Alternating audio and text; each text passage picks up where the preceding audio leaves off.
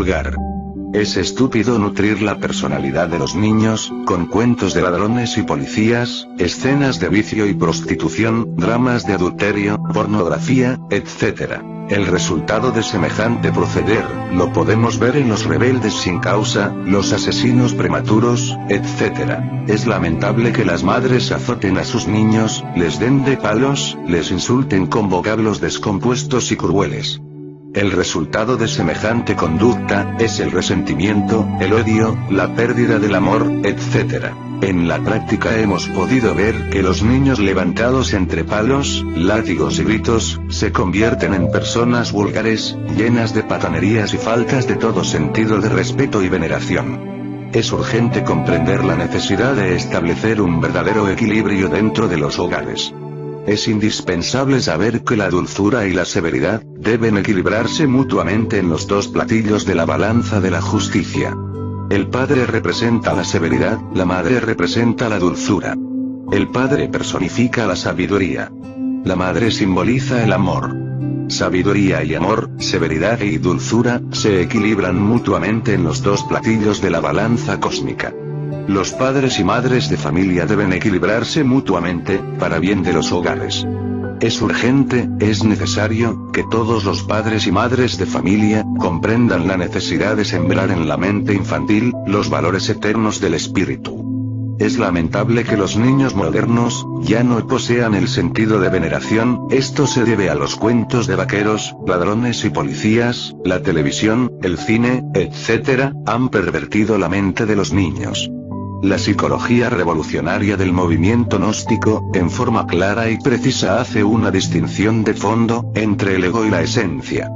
Durante los 3 o 4 primeros años de vida, solo se manifiesta en el niño la belleza de la esencia, entonces el niño es tierno, dulce, hermoso en todos sus aspectos psicológicos. Cuando el ego comienza a controlar la tierna personalidad del niño, toda esa belleza de la esencia va desapareciendo, y en su lugar afloran entonces los defectos psicológicos, propios de todo ser humano. Así como debemos hacer distinción entre ego y esencia, también es necesario distinguir entre personalidad y esencia. El ser humano nace con la esencia, mas no nace con la personalidad, esta última es necesario crearla. Personalidad y esencia, deben desarrollarse en forma armoniosa y equilibrada. En la práctica hemos podido verificar, que cuando la personalidad se desarrolla exageradamente a expensas de la esencia, el resultado es el bribón. La observación y la experiencia de muchos años, nos han permitido comprender que cuando la esencia se desarrolla totalmente, sin atender en lo más mínimo el cultivo armonioso de la personalidad, el resultado es el místico sin intelecto, sin personalidad, noble de corazón, pero inadaptado, incapaz. El desarrollo armonioso de personalidad y esencia, da por resultado hombres y mujeres geniales. En la esencia tenemos todo lo que es propio, en la personalidad todo lo que es prestado. En la esencia tenemos nuestras cualidades innatas, en la personalidad tenemos el ejemplo de nuestros mayores, lo que hemos aprendido en el hogar, en la escuela, en la calle. Es urgente que los niños reciban alimento para la esencia, y alimento para la personalidad. La esencia se alimenta con ternura, cariño sin límites, amor, música, flores, belleza, armonía, etc. La personalidad debe alimentarse con el buen ejemplo de nuestros mayores, con la sabia enseñanza de la escuela, etc. Es indispensable que los niños, ingresen a primarias a la edad de 7 años, previo paso por el kinder. Los niños deben aprender las primeras letras jugando, así el estudio se hace para ellos, atractivo, delicioso, feliz. La educación fundamental enseña que desde el mismo kinder o jardín para niños, debe atenderse en forma especial cada uno de los 3 aspectos de la personalidad humana, conocidos como pensamiento, sentimiento, y acción, así la personalidad del niño se desarrolla en forma armoniosa y equilibrada. La cuestión de la creación de la personalidad del niño y su desarrollo, es de gravísima responsabilidad para padres de familia y maestros de escuela. La calidad de la personalidad humana, depende exclusivamente del tipo de material psicológico, con el cual fue creada y alimentada. Alrededor de personalidad, esencia, ego o yo, existe entre los estudiantes de psicología, mucha confusión. Algunos confunden a la personalidad con la esencia, y otros confunden al ego o yo, con la esencia. Son muchas las escuelas pseudo-esotéricas o pseudo-ocultistas, que tienen como meta de sus estudios, la vida impersonal. Es necesario aclarar, que no es la personalidad lo que tenemos que disolver. Es urgente saber que necesitamos desintegrar el ego, el mí mismo, el yo, reducirlo a polvareda cósmica. La personalidad es tan solo un vehículo de acción, un vehículo que fue necesario crear, fabricar. En el mundo existen Calígulas, Atilas, Hitleres, etc. Todo tipo de personalidad, por perversa que ella haya sido, puede transformarse radicalmente cuando el ego o yo, se disuelva totalmente. Esto de la disolución del ego o yo, confunde y molesta a muchos pseudo-esoteristas. Estos están convencidos de que el ego es divino, ellos creen que el ego o yo, es el mismo ser, la mónada divina, etc. Es necesario, es urgente, es inaplazable comprender que el ego o yo, nada tiene de divino. El ego o yo, es el Satán de la Biblia, manojo de recuerdos, deseos, pasiones, odios, resentimientos, concupiscencias, adulterios, herencia de familia, razas, nación, etcétera, etcétera, etcétera. Muchos afirman en forma estúpida, que en nosotros existe un yo superior o divino, y un yo inferior. Superior e inferior, son siempre dos secciones de una misma cosa. Yo superior, yo inferior, son dos secciones del mismo ego. El ser divinal, la mónada, el íntimo, nada tiene que ver con ninguna forma del yo. El ser, es el ser, y eso es todo. La razón de ser, es el mismo ser. La personalidad en sí misma, solo es un vehículo y nada más. A través de la personalidad, puede manifestarse el ego o el ser, todo depende de nosotros mismos. Es urgente disolver el yo, el ego, para que solo se manifieste a través de nuestra personalidad, la esencia psicológica de nuestro verdadero ser. Es indispensable que los educadores comprendan plenamente, la necesidad de cultivar armoniosamente los tres aspectos de la personalidad humana. Un perfecto equilibrio entre personalidad y esencia, un desarrollo armonioso del pensamiento, emoción, y movimiento, una ética revolucionaria, constituyen los basamentos de la educación fundamental.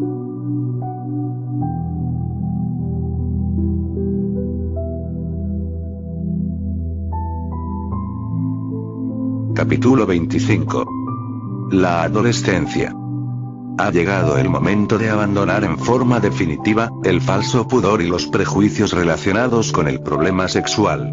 Es necesario comprender en forma clara y precisa, el problema sexual de los adolescentes de ambos sexos.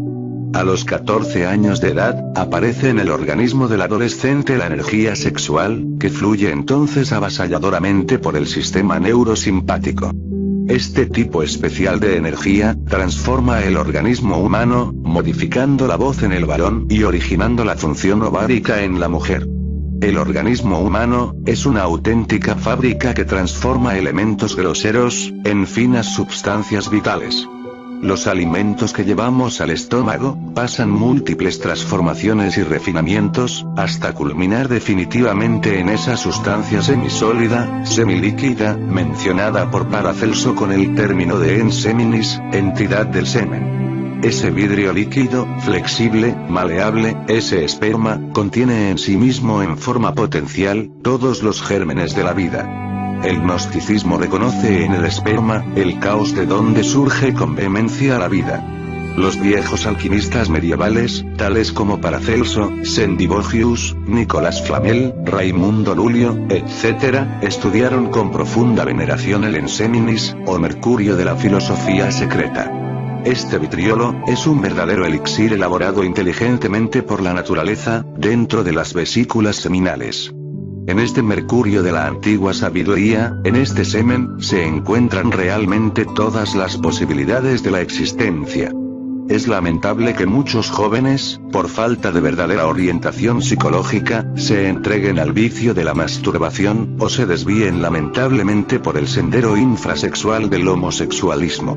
A los niños y a los jóvenes, se les da información intelectual sobre muchos temas, y se les encarrila por la vía del deportismo, cuyo abuso acorta la vida miserablemente, pero desgraciadamente al aparecer la energía sexual, con la cual se inicia la adolescencia, tanto padres de familia como maestros de escuela, basados en un falso puritanismo y en una moral estúpida, resuelven callar criminosamente. Hay silencios delictuosos y existen palabras infames. Callar sobre el problema sexual es un delito. Hablar equivocadamente sobre el problema sexual, constituye también otro delito. Si los padres y maestros callan, los pervertidos sexuales hablan, y las víctimas vienen a ser los adolescentes inexpertos. Si el adolescente no puede consultar a padres ni a maestros, consultará entonces a sus compañeros de escuela, posiblemente ya desviados por el camino equivocado. El resultado no se deja esperar por mucho tiempo, y el nuevo adolescente, siguiendo falsos consejos, se entregará al vicio de la masturbación, o se desviará por el camino del homosexualismo. El vicio de la masturbación arruina totalmente la potencia cerebral. Es necesario saber que existe una íntima relación entre el semen y el cerebro. Es necesario cerebrizar el semen. Es necesario seminizar el cerebro. El cerebro se seminiza, transmutando la energía sexual, sublimizándola, convirtiéndola en potencia cerebral. En esta forma queda el semen cerebrizado, y el cerebro seminizado. La ciencia gnóstica estudia a fondo la endocrinología, y enseña métodos y sistemas para transmutar las energías sexuales, pero este es asunto que no encaja dentro de este libro. Si el lector quiere información sobre gnosticismo, debe estudiar nuestros libros gnósticos, e ingresar a nuestros estudios. Los adolescentes deben sublimar las energías sexuales, cultivando el sentido estético, aprendiendo la música, la escultura, la pintura, realizando excursiones a las altas montañas, etc. Cuantos rostros que hubieran podido ser bellos, se marchitan. Cuantos cerebros se degeneran. Todo por falta de un grito de alerta en el momento oportuno. El vicio de la masturbación, tanto en jóvenes como en señoritas, se ha vuelto más común que el lavarse las manos. Los manicomios están llenos de hombres y mujeres, que arruinaron su cerebro en el asqueante vicio de la masturbación. El destino de los masturbadores es el manicomio. El vicio del homosexualismo tiene podridas las raíces de esta raza caduca y perversa. Parece increíble que en países como Inglaterra, que presumen de cultos y supercivilizados, existan libremente los cines donde se exhiben películas de tipo homosexual. Parece increíble que sea precisamente en Inglaterra, donde ya se hacen esfuerzos por legalizar oficialmente matrimonios de tipo homosexual. En las grandes metrópolis del mundo, existen actualmente prostíbulos y clubes de tipo homosexual. La cofradía tenebrosa de los enemigos de la mujer, hoy en día tiene organizaciones pervertidas que asombran por su fraternidad degenerada. A muchos lectores podrá sorprenderlos demasiado esto de la fraternidad degenerada, pero no debemos olvidar, que en todos los tiempos de la historia, han existido siempre diversas hermandades del delito. La cofradía morbosa de los enemigos de la mujer, es fuera de toda duda, una hermandad del delito. Los enemigos de la mujer ocupan siempre, o casi siempre, los puestos claves dentro de la colmena burocrática. Cuando un homosexual va a la cárcel, bien pronto queda libre, debido a la influencia oportuna de los hombres claves de la cofradía del delito. Si un afeminado cae en desgracia, bien pronto recibe auxilios económicos, de todos los siniestros personajes de la cofradía del delito. Los miembros tenebrosos del homosexualismo, se reconocen entre sí, por el uniforme que ostentan. Asombra saber que los maricones usan uniforme, pero así es. El uniforme de los homosexuales corresponde a toda moda que se inicia. Los maricones inician toda nueva moda. Cuando una moda se vuelve común, entonces ellos inician otra. En esta forma el uniforme de la cofradía del delito, es siempre nuevo. Todas las grandes ciudades del mundo, hoy en día, tienen millones de homosexuales. El vicio del homosexualismo, inicia su marcha vergonzosa durante la adolescencia. Muchas escuelas de adolescentes varones y señoritas, son verdaderos prostíbulos de tipo homosexual. Millones de señoritas adolescentes, marchan resueltamente por el tenebroso camino de los enemigos del hombre. Millones de adolescentes de sexo femenino son homosexuales. La cofradía del delito entre el homosexualismo femenino es tan fuerte como la cofradía del delito entre el sexo masculino. Es urgente abandonar radicalmente y en forma definitiva el falso pudor y señalar a los adolescentes de ambos